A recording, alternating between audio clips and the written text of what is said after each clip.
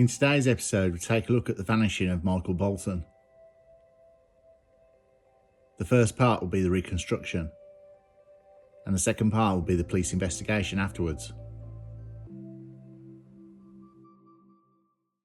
Each year, thousands of people, probably more than 100,000, go missing. That is, they disappear from home.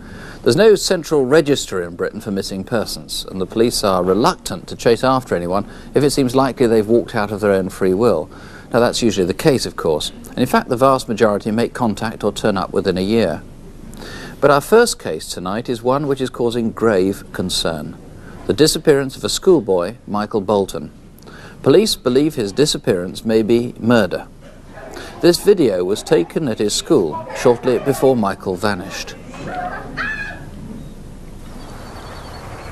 The Peak District of Derbyshire is one of Britain's national parks, attracting visitors from far afield. At its heart lies the village of Eyam. This was home for Michael Boulton for 2 years, from 1987.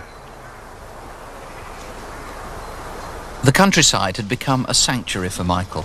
He spent hours on his own in the hills around his home, a rather shy young man, more at ease with nature and with himself than with the company of other people. He'd been in care since he was 2, but he'd now settled in with his new foster parents, and things seemed to be going well. Michael was a quiet boy, a loner. Michael was trusting.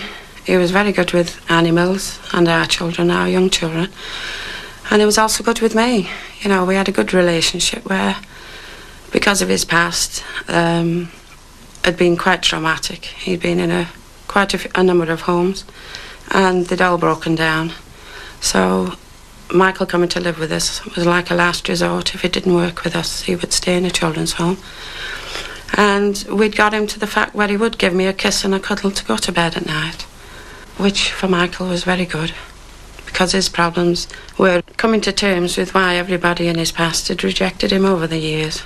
But we had it put in writing that Michael wouldn't leave us, no matter what. And from then on, things were good. And we miss him very much. He liked jogging, and he was in training at the time he went missing to take part in our annual fell race. He used to take pride in his running and set himself targets that each run he did, he would do quicker each time, leading up, of course, to the fell race. Michael's running was distinctive. He'd swing his arms around like windmills, running and always seeking somewhere to belong. Michael was a religious boy and went to church regularly too. The reason being that religion was the only stable thing Michael had ever had in his life. He did have something of a stable job, though.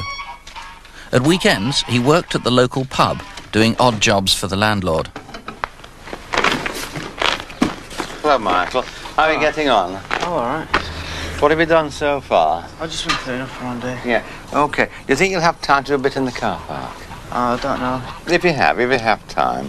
Oh. I know it's a big job, but if you can, a little bit at a time, at least we get it done in the end. It's now Sunday, the 7th of May, the day that Michael disappeared. It was the first sunny weekend of last year, and he was working outside all day. Well, on the Sunday, he came to carry on from where he left off on the previous day, removing the docks out of the croft, principally in the hen run there. And he didn't sign out until 3 o'clock. He just signed out and went, you see, and he didn't collect his money, which was available for him, you see, which we usually give to him on the Sunday. He was due to £16. But he left word with the girls in the kitchen that he was coming back to finish at a later time and collect his money then. Michael left the pub just after 3 o'clock, but nothing seemed unusual. In the village square, he met Joan Plant, whose husband runs the local football team. Hi, Michael. Are you going to come and play football for us tomorrow night for the under-16s? Oh, I don't know. I'm not very good at football. Oh, gosh, you're good. You were brilliant on Friday. We couldn't have done without you. Do you think so? Yeah, really. Oh, I don't know. I would have just been working all day. Oh, OK then. We'll see what you can do. If you can make it, come to the car park for 5:30. Yeah, all right. That's OK. all right. Look forward to seeing you. OK. OK, love. Bye. See you. Bye. That was the last known conversation with Michael Boulton. though there were hundreds of visitors to Eyam that day and thousands in the Peak District who might have seen him. Were you there? Could you have seen Michael that Sunday, on May the 7th, somewhere in the area? Michael was seen in the vicinity by the people in this car, heading back to Eyam through the neighbouring village of Stony Middleton. Corinne Simpson worked part-time at the pub. Yeah, that's a good idea. Sunday afternoon. Great. Oh, I wonder what Michael's doing down here. Who's Michael? He works up at the Miners' Arms.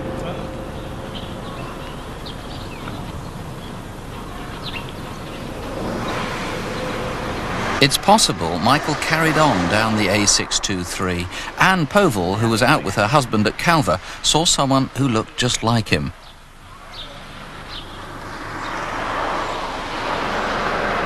The A623 is a busy road. It's a shortcut from Manchester to Chesterfield, South Yorkshire and Nottinghamshire. That Sunday in Manchester, Nottingham Forest met Liverpool in a replay after the Hillsborough disaster, and police believe Michael was seen by a Forest supporter at about 5:15.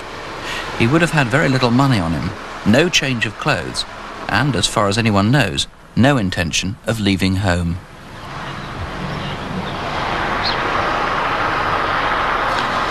Michael was a boy who sort of loved the family, although he wasn't ours. The relationship we built up with Michael made us feel pretty sure that Michael was one of ours. We'd had Mother's Day just gone, where he bought me a lovely plate with Mother on. And even up to the night before, when he gave me his kiss and cuddle, but he thought too much of us to put us through this. If Michael had run away, he would have contacted us. I do feel Michael's dead.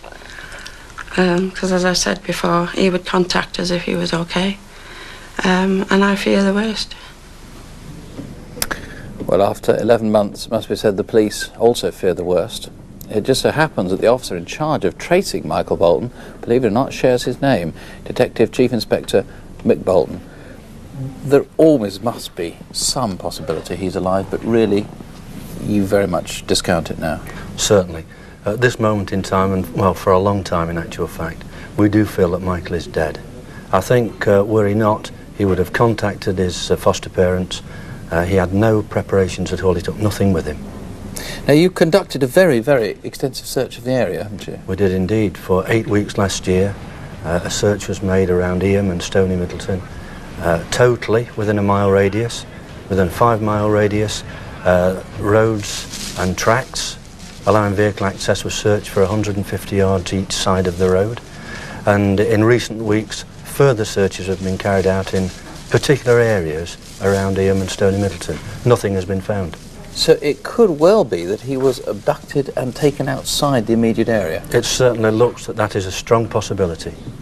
How can people help? What can people do after this period of time? Well, I think really appointed to the day in question was the football match at Manchester between Liverpool and Forest, and anyone who was in Eyam or Stony Middleton at the time who feels they may have seen Michael either running, talking to anyone, getting into a vehicle, or anyone who may have some knowledge of his whereabouts, would they please contact us?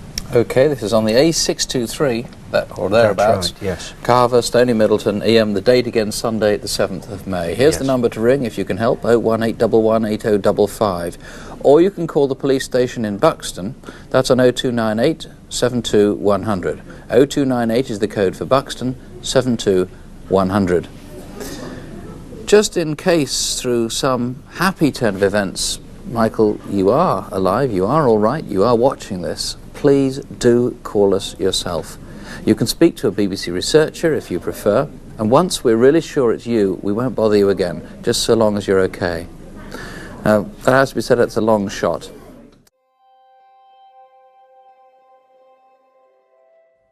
"1990 was the start of a new decade, but the vanishing of Michael Boulton was sadly very similar to the cases of the 1980s.